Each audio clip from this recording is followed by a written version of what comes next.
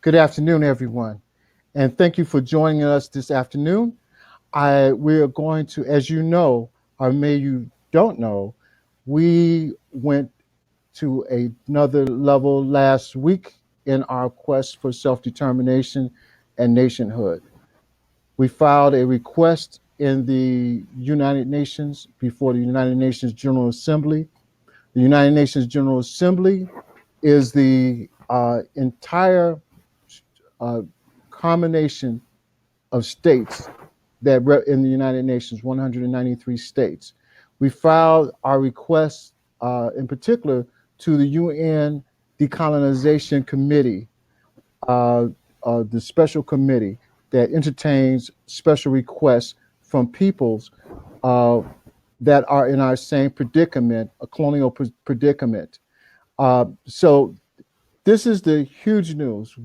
This is going to, and we're going to present what this new step has done, where we're going with this, what it entails, and how we obtain power as a result of it. I'm going to have with me today, joining us on my right, is one of our UN human rights defenders, Cecile Johnson. She has a double master's degree in communications as well as inner city studies. She's a UN human rights defender, which puts her in the position of being an international lawyer. She's also an international law professor. She will that teaches some of our courses, and she's astute in what it takes now to move through this next level. Uh, I'm going to now introduce on my right our UN human rights defender and our uh, uh, facilitator, Cecile Johnson, and I think you can go on now, Cecile. Okay, greetings everyone. A pleasure to be here. It's a really important time for us. And so what I'll be doing is a presentation on the process, building power through the process of self-determination and reparation. Okay.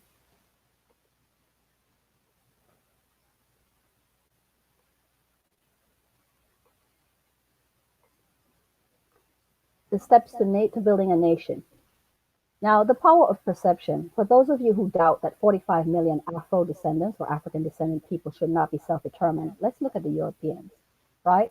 The Europeans occupy only 1/15 of the world's total land area, 6.7%, and they have less than 1/10 of the world's population. Yet they have 25% of the nations of the world. 50 countries of the 193 member states of the UN are European nations. And 41 of those countries have less people than the African descendants in America. So we're going to talk today about what the state is, the state as a person in international law. The state as a person in international law should possess the following qualifications per the Montevideo Convention: a permanent population, a defined territory, a government, and four is a capacity to enter into relations with other states. So let's see if we can meet those criteria. So what is nation building? Nation building is constructing or structuring a national identity using the power of the state. Nation building is the process through which these majorities are constructed. This is very important. So let's look at one, the first criteria, a permanent population, right? The first element, permanent population. We got that. Now look at this map of the United States. This was done, I think, in 2015. Our permanent population is located mainly in the Black Belt, as you can see. The African descendants are what we call legally as sui generis identifiable people, wherein wrongfully classified as Negro, colored, Black, Afro-American, and more recently as African American. Right? What this shows is the severe disruption of family, cultural, education, life inflicted by colonial and intergenerational racial occupation of our people. Sui generis means that we are unique. The conditions that happened to us during slavery are unique to us. We have to have a defined territory. So when you look, there are more than 1,200 majority Black places in the USA, right? Most 721 of them are rural towns that have populations smaller than 2,500 people. But 9 million people experience being in the majority in their towns. So how will we define our territory? You're going to get out your red pen and begin to circle areas with a majority black population. You begin to draw boundaries. So this map that you see up there is a map of actually Chicago.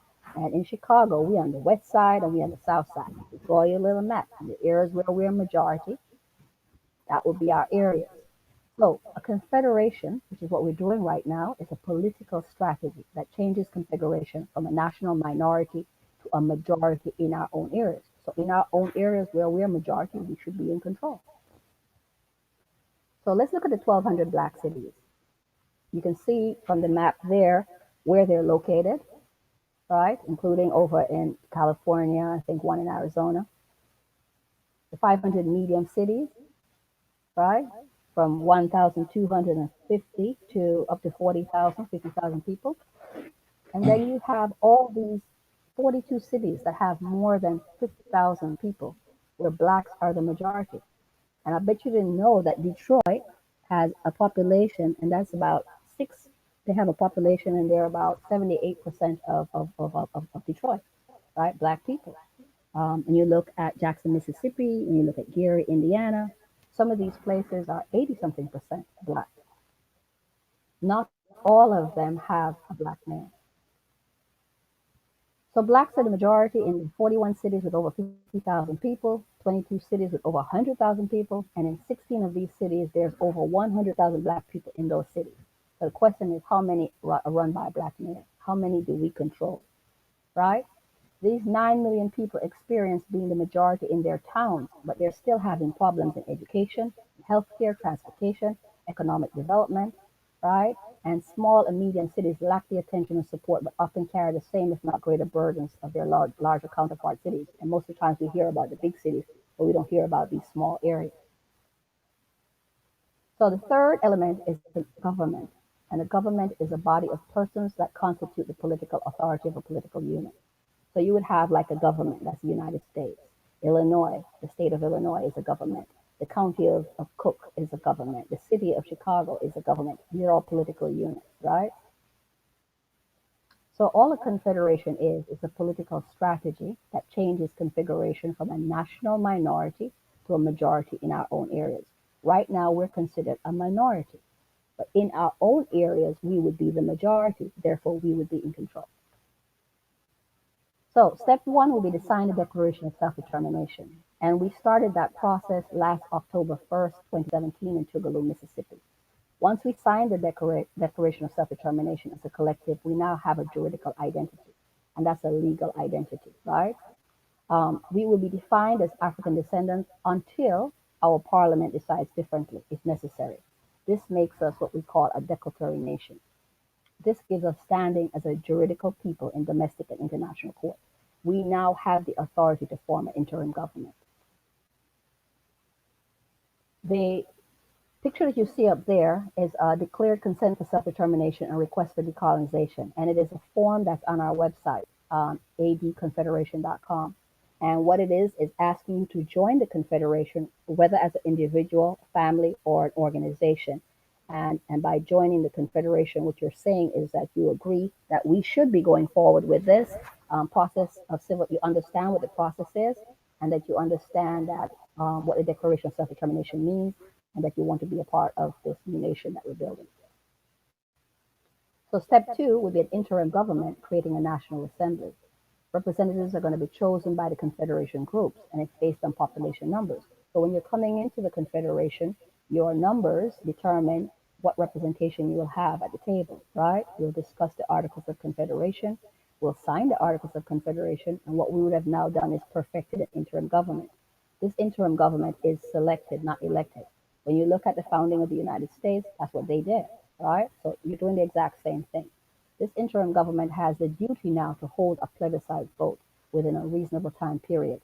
All African descendants within the boundaries can now vote, and they'll create criteria to vote, right? 18 years old, citizen, whatever. That group will create that, okay? And that group will then be made up of representations from the different groups in the confederation. That's who your interim government would be. Go to the website adconfederation.com and be a part of our census. So step three, that interim government now has the duty and the authority to hold a plebiscite vote. What is a plebiscite vote? A vote to determine the community's support for self-government, right? We saw that in Brexit, what they did in England. We saw that what they did in Catalonia, in Spain the other day. It is everybody agreeing upon an action that needs to take place. This is really the action. It's an election to authorize the seating of a parliament who will form a constitution for us. The elected governmental assembly will have the ability to address remedies that will make our community whole again. The elected government will now have the authority to begin negotiations with the United States to form a free association. And a free association, we'll talk a little bit more about that after. So we're going to hold the plebiscite vote, right? So we're building a nation by consent. That's why we need your vote. That's why we need you to sign that signature page and send it in, right? Or go on the website and become part of the census, right? This will give the African descendant population a power of authority. This will take us from an interim government to the seating of a constitutional government. This political move will increase our wealth to become the 12th wealthiest nation in the world based on GDP. We are leaving money on the table every day that we're indecisive. Black people currently spend about $1.3 trillion every year. Okay? That's more than most economies all over the world. The UN monitors will be added to our monitors during this process, and this ties us into the UN Working Group recommendations. The UN Working Group that came in 2016 after it did that seven-city tour and heard all of your testimony talking about the conditions, how horrible they were for us here, said that the government of the United States owed us reparations. But they also said that they can make recommendations, but the people on the ground have to take the steps to enforce it, right? So that's what we're doing. We're now taking action to create this nation so that we can go for reparations. The African descendants will have to decide what type of government they have, right? That's something that the people will decide, whether it's parliamentary or presidential. And free association relationship issues. A lot of people have questions. What exactly was this mean, right? It means that a state manages its own laws and has a special relationship with a majority independent state, that would be the United States, that it will share its citizenship and provide economic assistance and defense. The United States will still provide economic assistance and defense because we'll be dual citizens of the United States, right? The United States, on the left-hand side, you see negotiable issues with the United States of America. We'll be talking to them about national security, criminal justice matters, economic relations, reparations, communications, foreign affairs, diplomatic relations, immigration, environmental protection, interstate transportation, and coin, money, right? The African Descendant Confederation will establish its own local governments in the areas that we are majority, raise taxes, establish and maintain schools, regulate trade between the Confederates, conduct elections, establish a central bank, be able to borrow money, provide for public safety, and provide for public welfare. This confederation will be a shared sovereignty because we are still dual citizens of the United States. This is almost like if you think of the Native Americans, right? Because you actually are those Native Americans, right? And when you go on the reservation, they have their own little police, they have their own control. The United Nations and the intergovernmental bodies will provide assistance during this period to help establish our infrastructure. The American Institute of Human Rights, our role is to facilitate this process. That's all we're doing, facilitating the process. So right now, funds come down to the Confederation, you individually in all the places that you're located, through your federal government, through state government, and then through your cities, states, counties, right? So now what we want to do is have money come down from the federal government straight to the Confederation and its government.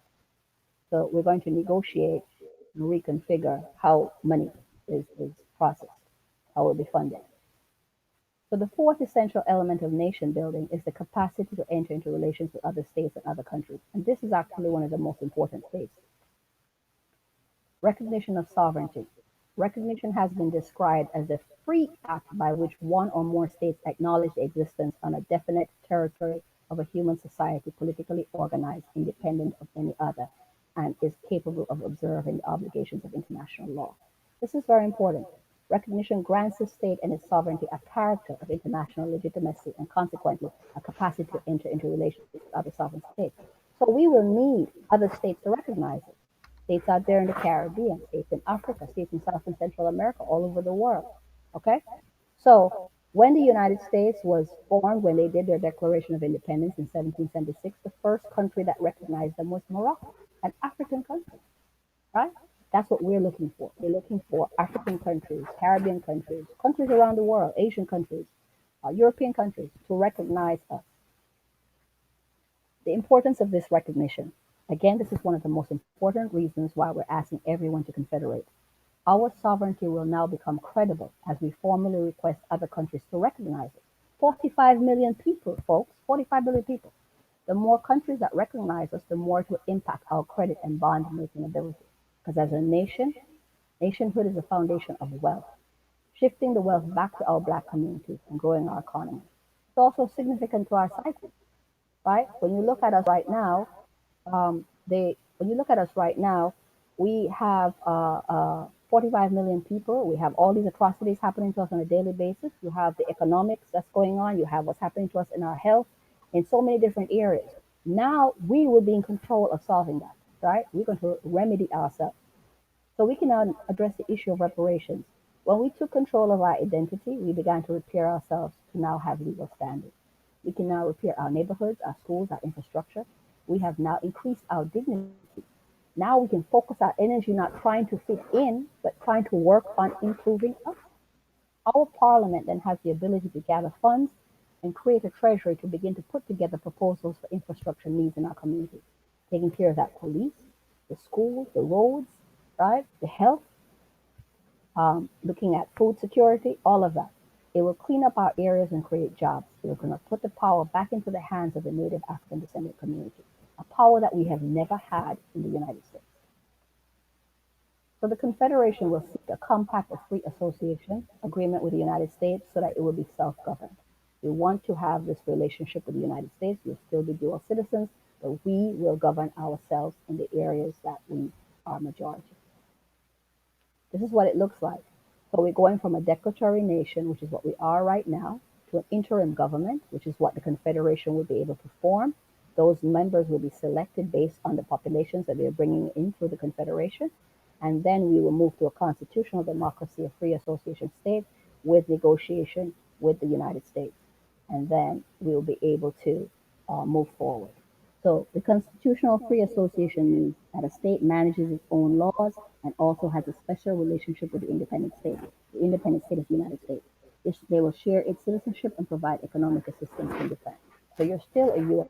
citizen, right? You are part of the African descendant nation, and you'll be dual citizen. So please sign the signature page. You can go onto our website, www.adconfederation.com, and be a part of our census. Thank you. We'll be taking questions when we've finished all the presentations.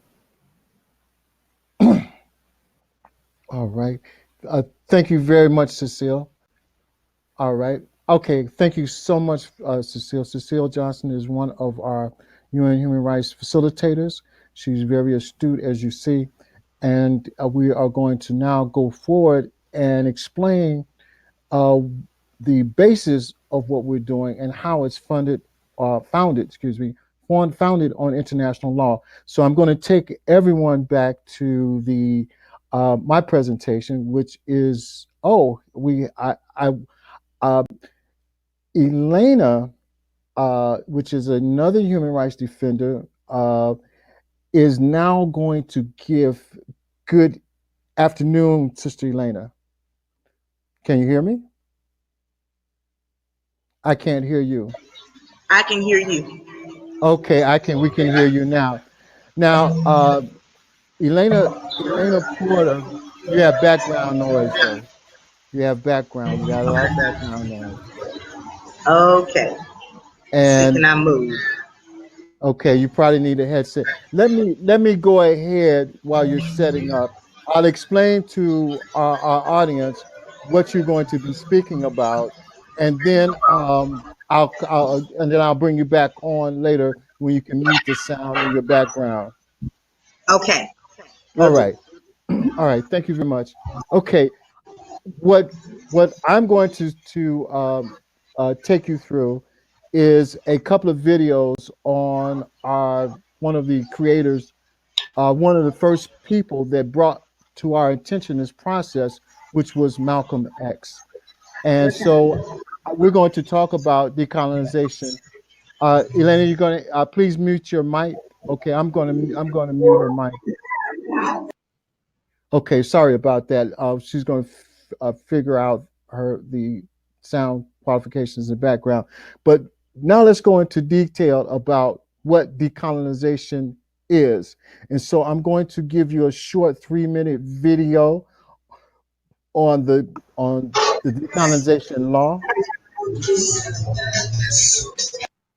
On the decolonization law. I'm sorry, I had to keep turning off my mic on the decolonization law. So I will give you those videos and on what is decolonization, and then we'll start putting this analysis together to show you how strong a move that we just did when we filed this in the United Nations, the Decolonization Committee.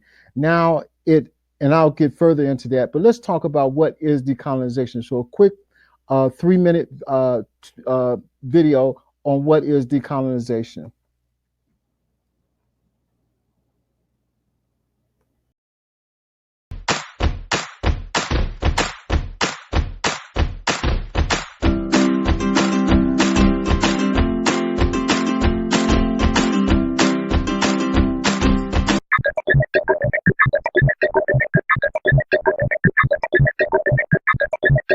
Decolonization, US, or decolonization, UK, is the undoing of colonialism, where a nation establishes and maintains its domination over dependent territories. The Oxford English Dictionary defines decolonization as the withdrawal from its colonies of a colonial power. The acquisition of political or economic independence by such colonies. The term refers particularly to the dismantlement, in the years after World War II, of the colonial empires established prior to World War I throughout the world. However, decolonization not only refers to the complete removal of the domination of non-indigenous forces within the geographical space and different institutions of the colonized, but it also refers to the decolonizing of the mind from the colonizers' ideas that made the colonized seem inferior.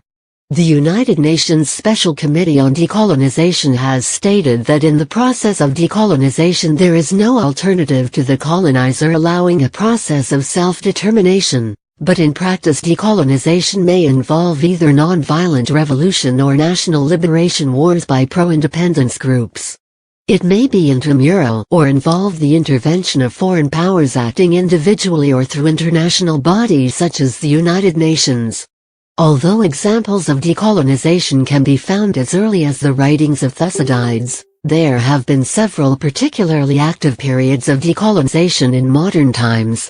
These include the breakup of the Spanish Empire in the 19th century, of the German, Austro-Hungarian, Ottoman, and Russian empires following World War I, of the British, French, Dutch, Japanese, Portuguese, Belgian and Italian colonial empires following World War II, and of the Soviet Union, successor to the Russian Empire, following the Cold War.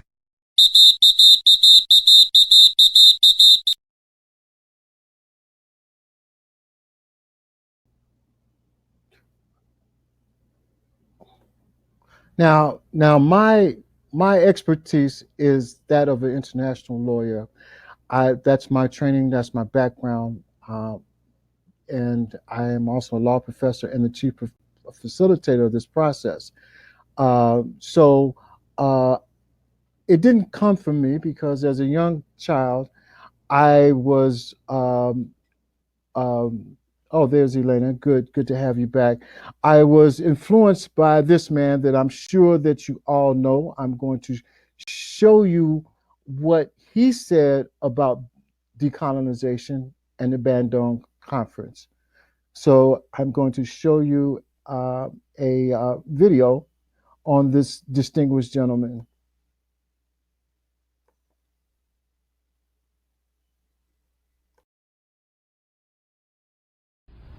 We have a common enemy. We have this in common. We have a common oppressor, a common exploiter, and a common discriminator.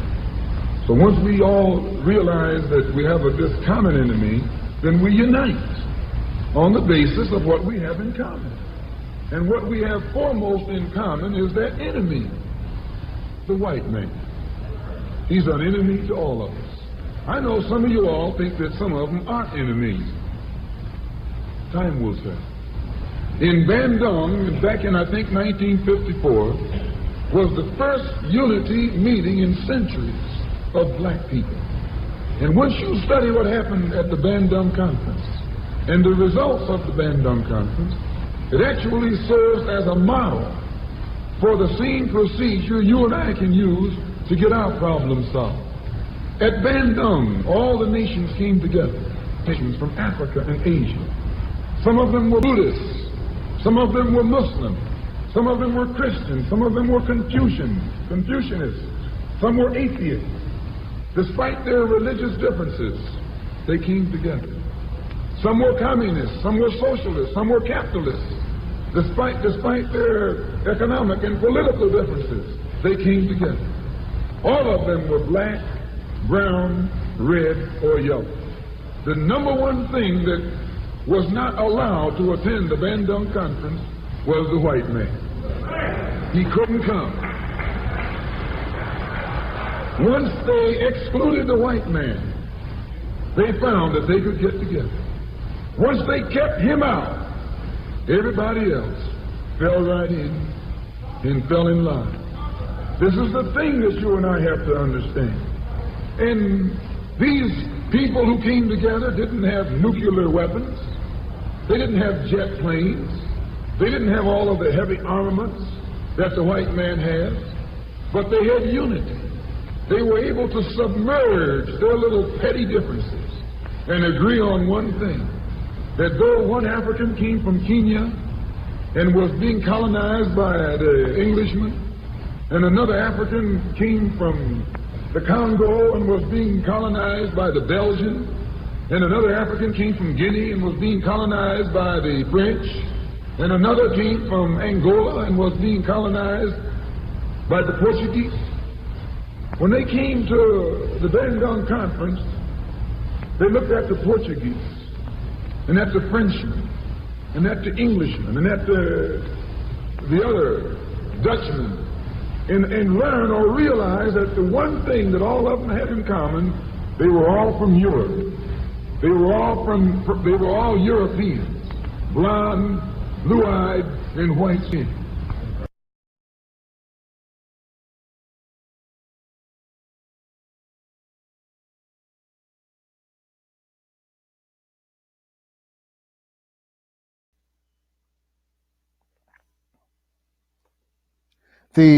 The Bandung Conference is exactly what we are accomplishing through these various configurations.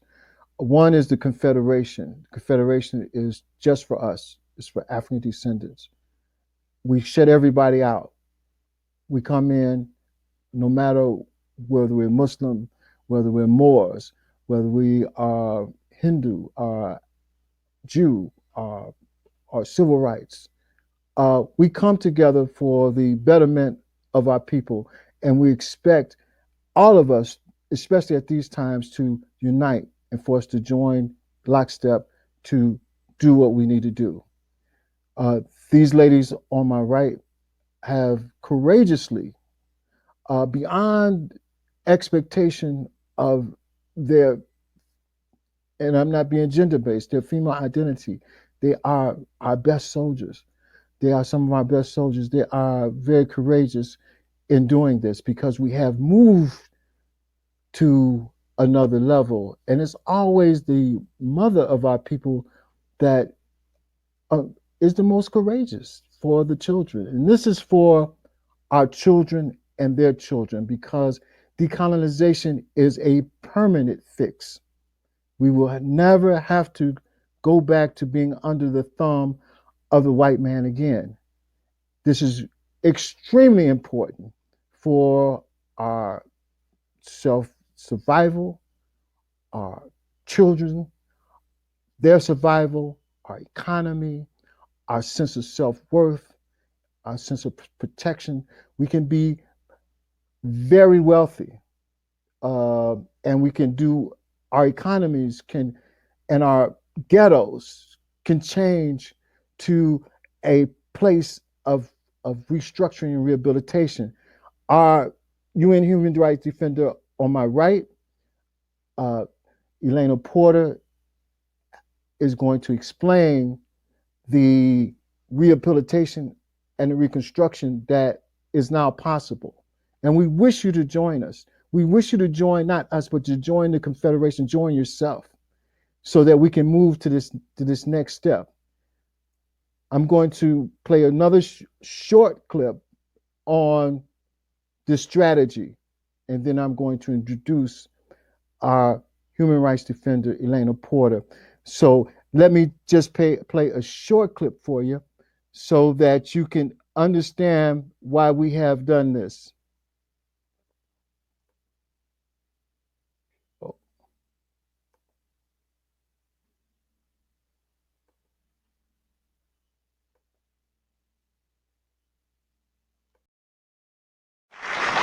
Malcolm, just are you prepared to go into the United Nations at this point and ask that charges be brought against the United States for its treatment of American Negroes? Oh, yes.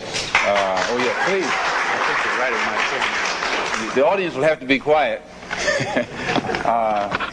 Yes, as I pointed out when I was during my traveling, that nations look, African nations and Asian nations and Latin American nations look very hypocritical when they stand up in the United Nations condemning the racist practices of South Africa and that which is practiced by Portugal and Angola, and saying nothing in the UN about the racist practices that are manifest every day against Negroes in this society. Even in South Africa, those Africans aren't faced with bayonets and aren't faced with police dogs. And when I was in Beirut, I saw a picture on the front page of a Negro being beaten in Tennessee, on the front page of the paper in Beirut. When I got to Cairo, I saw the same picture of a Negro being beaten in Tennessee. When I got to Lagos, I saw the same picture. So were these African nations knowing the brutality that is inflicted upon black people in this country, simply because those black people are trying to get what the Supreme Court said they were supposed to have 10 years ago? I would be not a man. If I was in a position to bring it in front of the United Nations and didn't do so, I wouldn't be a man. Malcolm, do you intend to lead the charge in the United Nations? Well, I find that to say you're going to lead something creates a lot of hostility, division, jealousy, and envy. I hope to work with any group of leaders or any group of organizations to do whatever is necessary to see that this problem is brought before the United Nations. Have you had any commitments from any nations in Africa to support you in this move? I would rather not say at this time. But one thing I found in my travels, all of them look upon us as their long-lost brother. You realize the implication is that you have had such commitments when you say... This is your interpretation of what I said. One thing that I found in all of my travels was that all of the Africans, not only Africans but the Asians and the Muslims, look upon us as their long-lost brothers. And America had actually tricked many of them into a hands-off policy by giving them the impression that she was honestly trying to do something to solve the problem. My argument over there was designed to prove that it is impossible for the United States government to solve the race problem. It's impossible for a government which has 16 senatorial committees, over which 10 are chairmaned by Southern segregationists, and 20 congressional committees, over which 12 are chairmaned by Southern segregationists. This is a segregationist, racist government that's controlled by people from the South. They can't solve the race problem. Do you intend to take any part in the political campaign this fall? We intend to take part in everything that will get results at eliminating the injustices that our people are confronted with in this country. Politically, economically, anything. Will you support candidates of either of the two parties? We'd rather not say at this time. Are you prepared to work with some of the leaders of the other civil rights organizations? Certainly. We will work with any groups, organizations, or leaders in any way, as long as it's genuinely designed to get results. And any action on the civil rights bill, how will this affect the direction of your movement? Any action on the civil rights bill? Well, I'm surprised that all of these civil rights groups combined haven't converged on Washington long before now.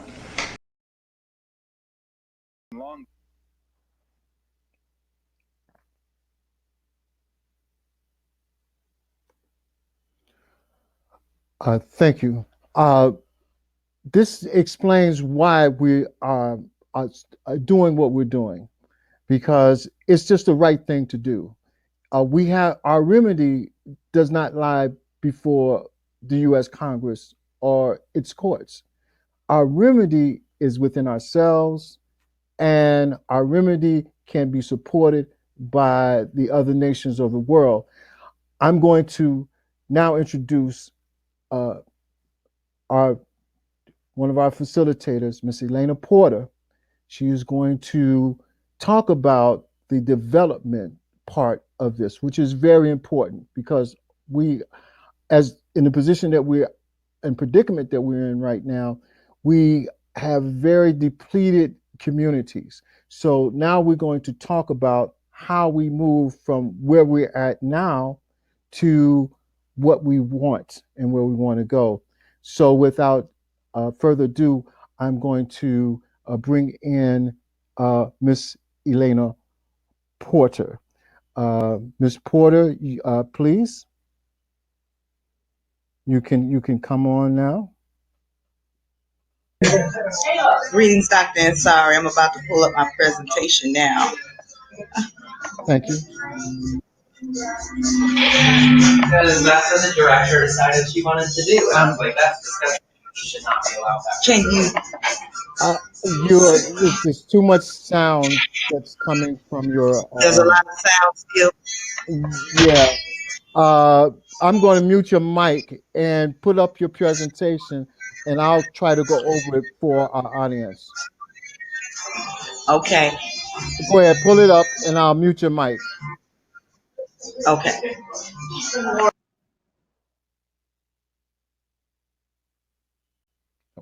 Okay. I'm going to mute her mic. I totally understand. Of course, we are comrades, and as facilitators, we talk about the whole plan.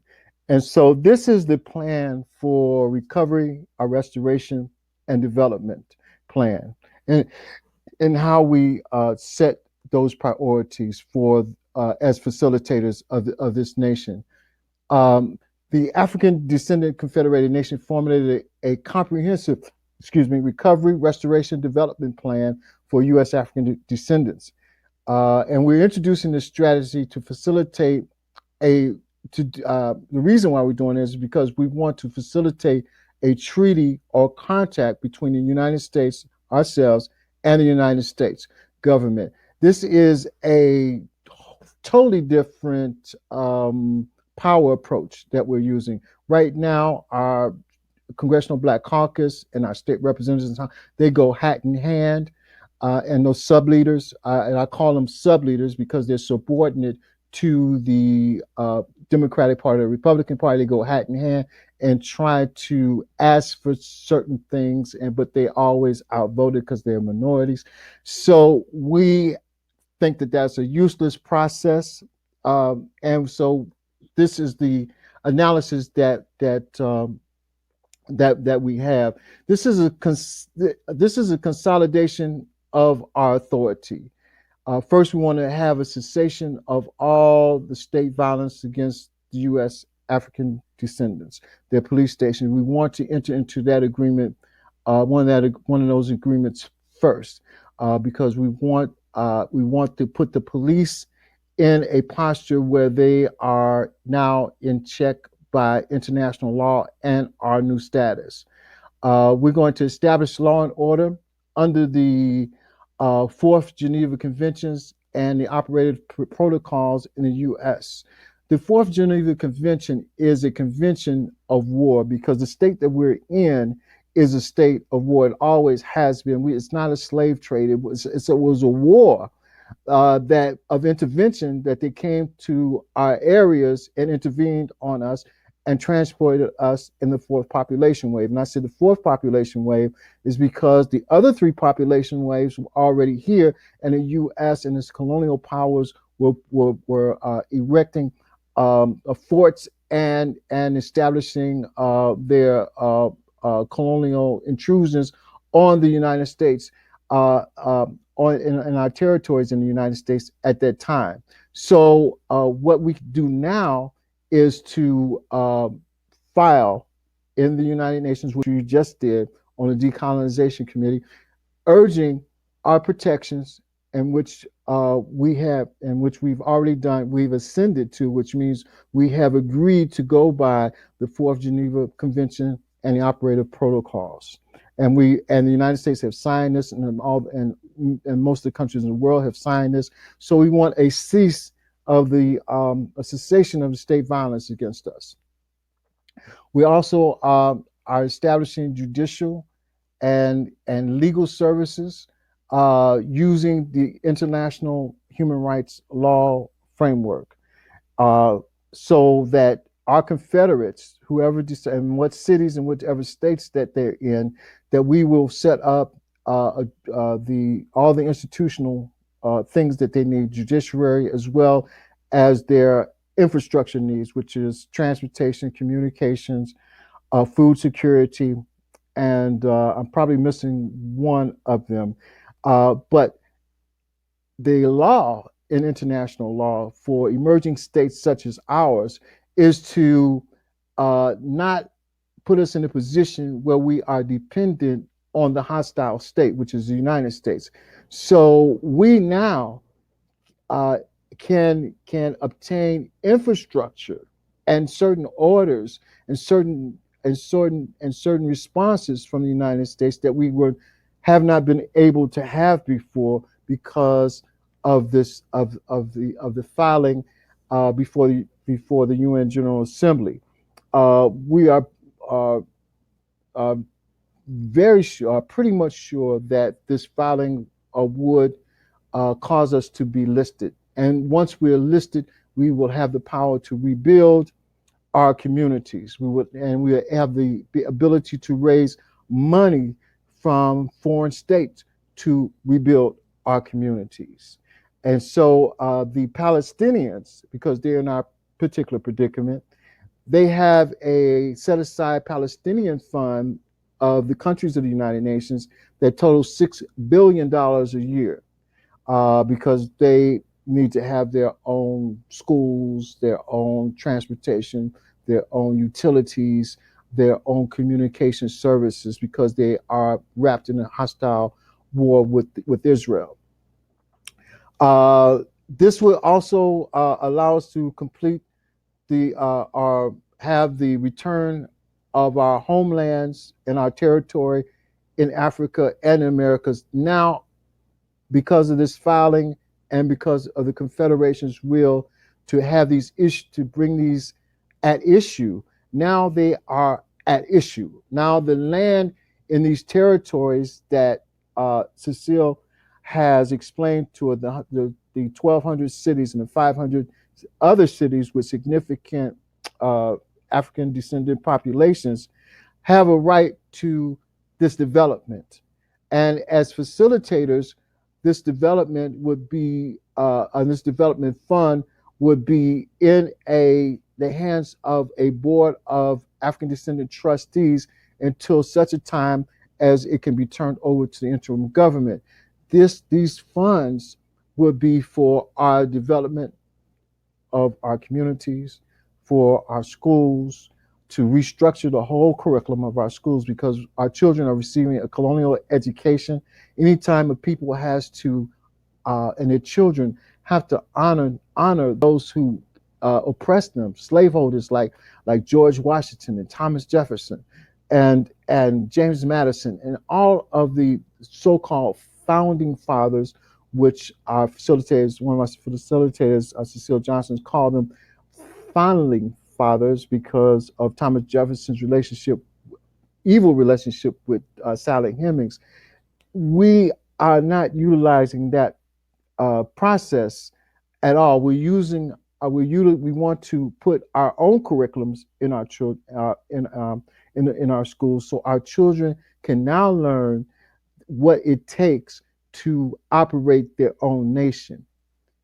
And that's what the school education is supposed to be. It's supposed to be so that the society can be furthered or enhanced. Establishing a self-determining economy. focus the reactive productive sectors. We'll focus on agribusiness. This is our black farmers. We have food deserts in most of these areas in which the major grocers have not brought in grocery markets and fresh foods and that sort of thing. It's incumbent upon us now to make our connections with our agribusinesses, to put whatever development funds that we have for urban farming, for rural farming, so that we can feed ourselves. We want to rehabilitate, especially in the South and in our rural communities. Some of them don't have clean drinking water.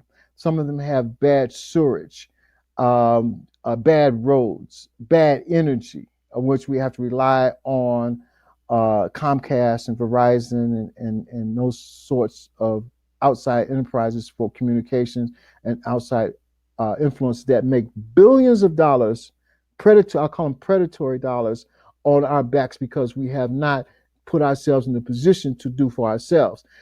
This allows us, this filing of decolonization, to decolonize is to come out and withdraw from colonial power. This would allow us now to utilize our human capital, our wealth, our labor, and our resources for our own self. Also, we have communities that are in need of social straightening. And we have an outside hostile community that we are now have to build, have to come to some type of agreement on peace. We call it a free association agreement. The world calls it, international lawyers call it a free association agreement. Those are things that Cecile Johnson talked about, those things that we have to negotiate with the United States.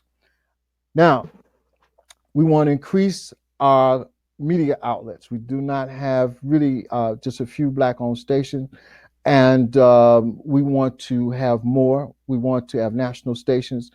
We want to establish, because of the destruction of our families and the destruction of our cultural sense, we want to establish counseling services in all of our areas for our single parents, our people that are vulnerable, people who are juveniles. All of them now, we are in a rehabilitative sense. So a lot of our monies in the Confederation, because we're so crazy, have been made so crazy, has to be put in to straighten out that craziness, if you will. And it's going to be a process, a self-eternal process that we do this. And while we're doing this, we have to do it in a socio-economic way. So it's not just social straightening. We have to straighten our economic situations in which we have predatory peoples that come into our communities, policemen who take out $100,000 a year apiece to misuse us. Those monies now have to be reconstructed, reconfigured, so that now we can deal with our own criminality, our own social problems, our own economic problems. These are our problems, and no one can solve these problems. No one has the ability or capability or will to solve these problems, surely not our oppressor, except for ourselves. And so the estimated cost to do this is we will probably need at least $10 billion. So we will be moving toward that amount because that's the amount that it needs. It was calculated that Uganda had a similar problem, and their capital investments needs was $50 per person. Of course, we live in the first world, so this is calculated at $222 per person increase in that, but I think it's going to be probably at least 4 to 5 times larger than that. And this is preliminary until we get all of our economists involved in informing us how much we need to operate as an independent nation, insular nation, in control of communication, our telephones. We'll have our own telephone towers and that sort of thing, our own transportation, whether to take our children back and forth to school, to be in control of the roads in our areas, to be in to make sure that they're in good repair, to make sure that our infrastructure, our sewage, our environmental problems in our areas are taken care of. The water is a big problem in Flint and in Detroit and in some areas of the South. We want to make sure that we have enough money to fix that. So these are the things that a responsible government does. And this is the reason why we have to be a responsible government, because we've never had a responsible government that was responsible for us. But surely the Democrats and the Republicans have only been responsible for themselves. This is a chart that Ms. Porter did on our facilitator did on some of the things that we will need. Now, just let you take a look at this for yourself. The facilitation of this compact and the distributions and setting up the government, 10 billion, policing, to go into transition of their police force to our police force, to train enough officers of our officers and to deplete their officers in our community, and to put in our sergeants, our captains of our communities, because we do have, and we will have until we get this out fully in the community, where they can now have everyone that is able-bodied has the ability to be employed or educated. Until we can get the civilization level up, we won't be able to decrease the criminal level, and we're very well of that. We're not naive to that. And so this $1 billion would be for that transition, the transition from a colonial education system to an education system that would put ourselves in the textbooks, our history in the textbooks, our aspirations in the textbooks, and our teachers who would nurture our children rather than be overly critical and distant from our children, but our teachers who are now turned into nurturers for education. Until that's a transitional process, that we are now just coming into what we call transitional justice period. Because right after we just filed the decolonization filing about 4 days ago, this puts us into what we call the transitional justice era, in which now it's going to take a bit of time and these negotiations to get through this and to make these transitions. The judiciaries, we have to make sure we have enough lawyers, not enough, but we have sufficient amount of lawyers to be judges in our communities and to be judges and lawyers in our communities. But that process of changing from where we're at now to where we should be, again, is going to take our patience and our time to do that.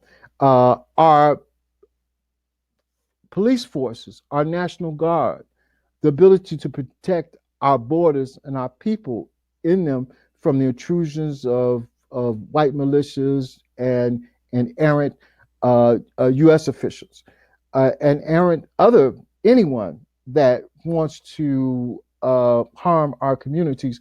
We have to have a National Guard, and we have to have a strong National Guard. We have to have, and so having all of our people involved in this from the time that they're 9 years old to 10 years old, which is, we think that that's what's needed to protect ourselves, is to have the whole community, just like the white people in this country. They have the whole community to keep us in check during slavery. That's why you see people white women making phone calls to the police, to their police forces. If they think that they see an invasion that would detract from their sense of being in control and being in authority. So to do that, it's going to cost time and training, and in this transitionary period. So this is the period that we're in. Let me click this off for a second. Okay, and I think that was the end of this explanation, and markedly it is a short explanation. And this, which means that these webinars are going to continue, because this webinar has been especially crafted because of what we just did. And so now we are in the process of expanding these presentations to our lawyers, uh, to our professionals, to our economists, and we are going to have a series of webinars for them, so that they will be able to, our professors and our educational folks, so that they would have an opportunity to put in or inject what they think that we would additionally need.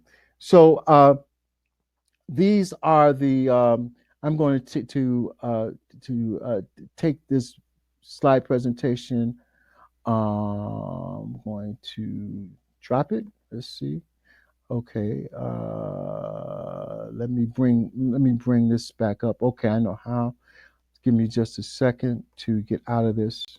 Okay. All right. Here we go. We're going to bring these presentations to the attention of our professionals. I'm so sorry, Sister Elena, because you were the best one to do the presentation on rehabilitation and decolonization. We're going to make sure that you, in our future presentation, that you'll be able to do that. Thank you so much, Cecile Johnson, for your input on what it takes to be a nation, and in your explanation of what a confederation is.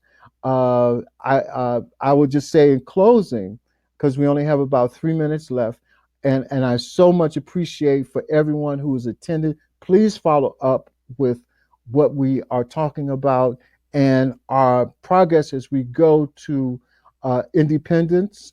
Please come to our webinars, support us, go to the websites, be a member of the Confederation. Every membership, every organization that joins gives us more power. We are nearly at 100, around 100 organizations, 8 to 10 lawyers. We have professionals. We have prominent professors who have backed us up, newspapers, historical associations, and the whole world supports us. They've been waiting for us to do this. So now we have struck, and we want your support. This is what it's going to take to win. And we intend on winning this for ourselves and our children. So again, we thank you so much.